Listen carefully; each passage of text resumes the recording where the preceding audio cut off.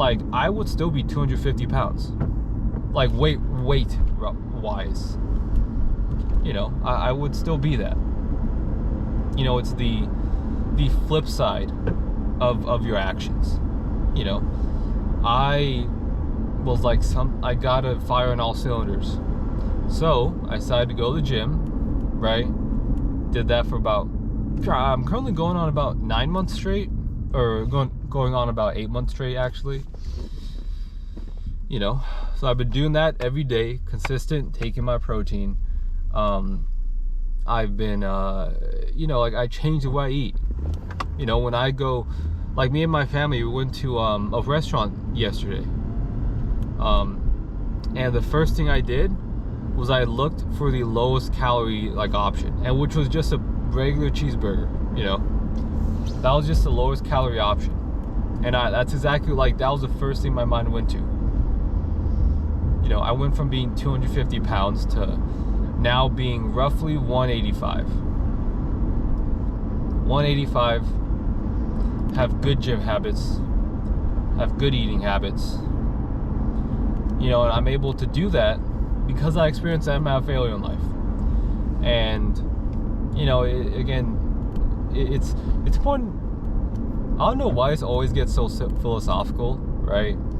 I don't know. I don't consider myself a philosophical person, but I do think that it's extraordinarily important to look at how you view failure, because like I think that largely determines a lot of your success in life. You know, this is something I saw on TikTok, right? This is how I get my news, my entertainment, right?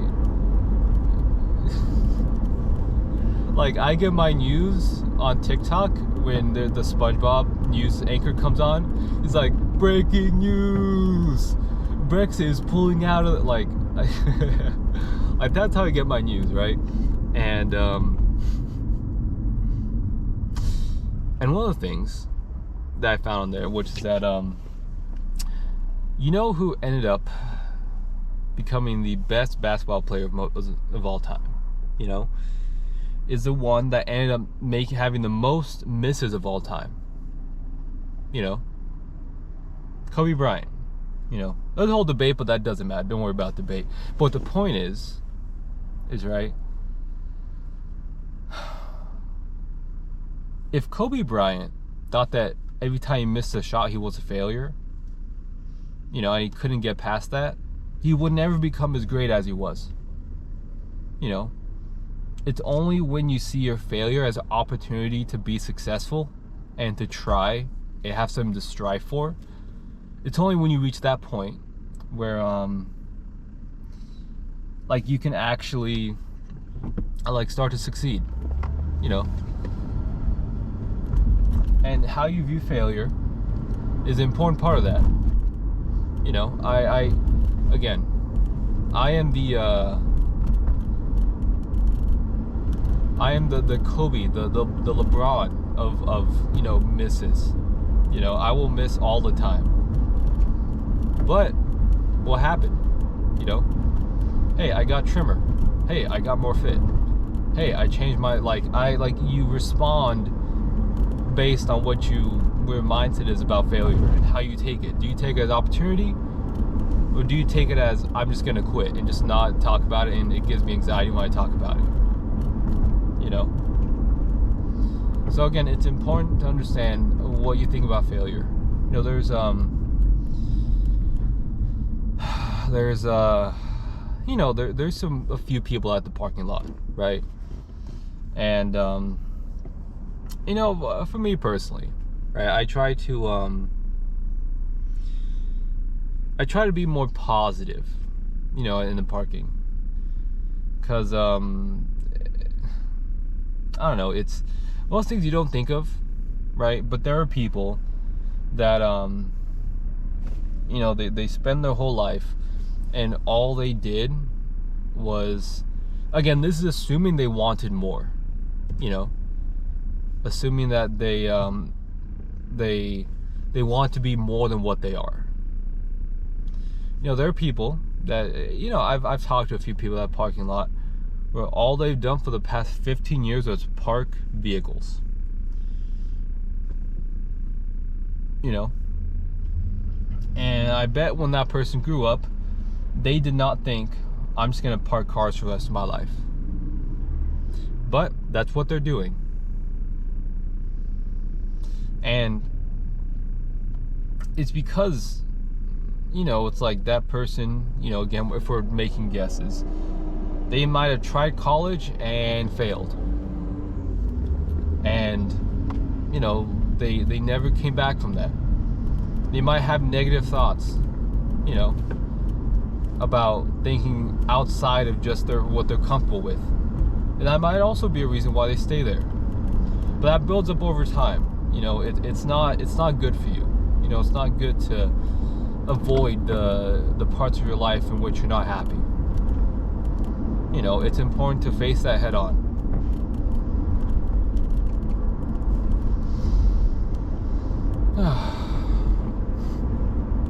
I don't know. Keep in mind, I always add the disclaimer, right?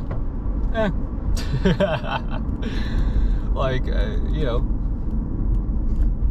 like, I always, like, it's important, right, whenever you, like, talk to somebody about, like, their life, right, and, like, telling what you would do in that situation, it's always at the point at the end to say a disclaimer, but you do what, you know, you want to do, you know?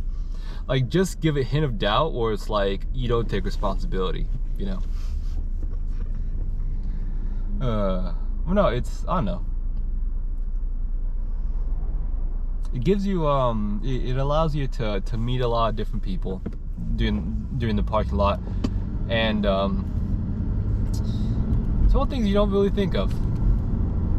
You know, that the person that you're ordering at, like, the CVS checking out line, like, that's an actual person.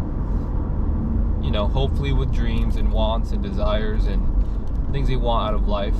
But they've been a CVS checkout person for the past 10 years. You know, it's one of those things we don't really consider. And I think that's it's one of those things where, like, I can't even blame you. You know, I feel like it's so easy to get like absorbed with what we're doing, that it's hard to imagine the empathy that, you know, for others in their situation. You know, people don't, again, it's like we're talking hypotheticals here, but, you know, some people don't have the opportunity to have a chance at life. But anyway, I don't know how much I want to go down that rabbit hole.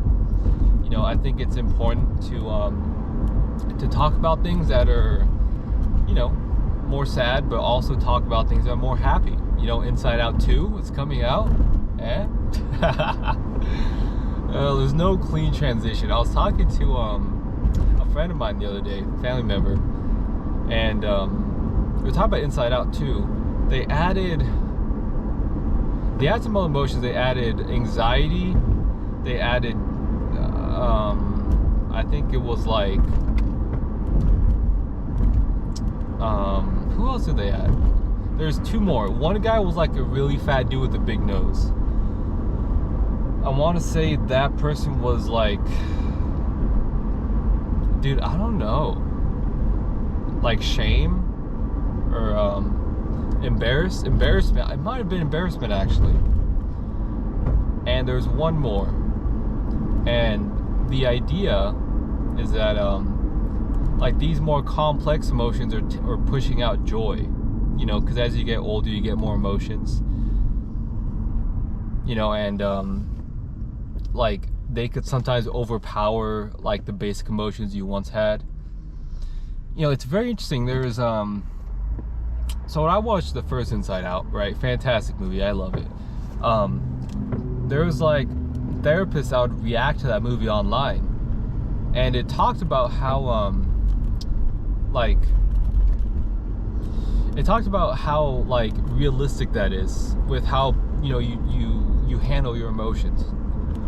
And I thought that was so cool. That an actual Disney movie that appeals to kids, you know, and adults, because I also watched it. Is that movie actually was like kind of helps people understand like their own emotions, especially kids, that like other people have emotions too, you know. But I just thought that was really cool. I was talking about that the other day with a family member of mine. Really, really cool. But I'm gonna cut this right here. I'm just I'm feeling tired, and this is a XXXTentacion angle right now. You know, just getting those vibes.